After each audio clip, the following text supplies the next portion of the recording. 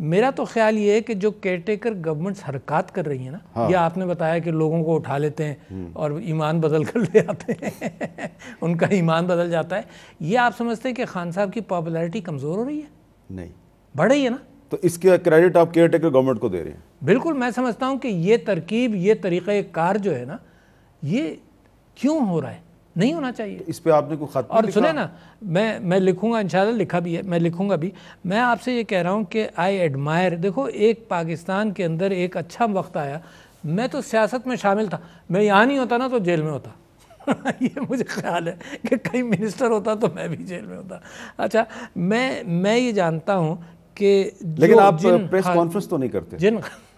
پتہ نہیں، اللہ جانتا ہے یار، اللہ معاف کرے کہ انسان کی کیا مجبوریاں ہوتی ہیں، ہے نا؟ تو میں وہ دعا پڑھتا ہوں، ربنا لا تؤاخذنا ان نسینا او اخطانا، کہ اللہ میاں میرے اوپر وہ بوجھ نہ ڈال جو میں اٹھا نہ سکوں۔ یہ واقعی میں ہر نماز کے بعد مجھے احساس ہے کہ میں انسان ہوں، غلطی کھا سکتا ہوں، چوٹ کھا سکتا ہوں، غلطی کر سکتا ہوں۔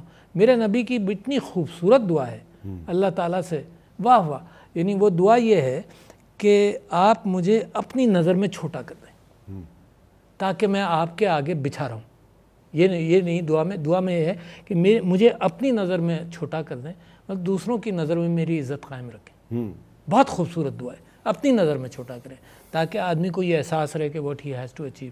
تو میں یہ سمجھتا ہوں کہ اس وقت ملک کو جوڑنا ضروری ہے، اور لہٰذا میں آپ کے لیے بالخصوص آپ کے لیے اور آپ کے ناظرین کے لیے سورہ مائدہ سے ایک آیت پڑھوں گا۔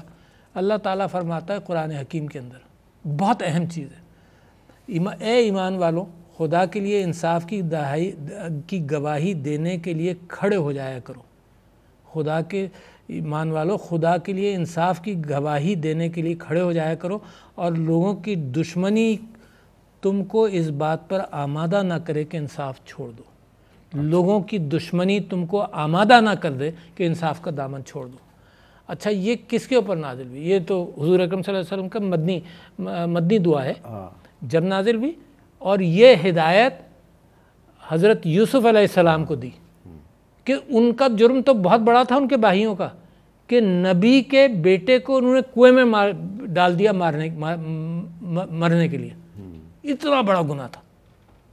اور اللہ تعالیٰ کی یہ دعا، یہ حکم ان پر نازل ہوا کہ ایسا نہ ہو کہ لوگوں کی دشمنی تم کو اس بات پر آمادہ کرے کہ تم انصاف چھوڑ دو۔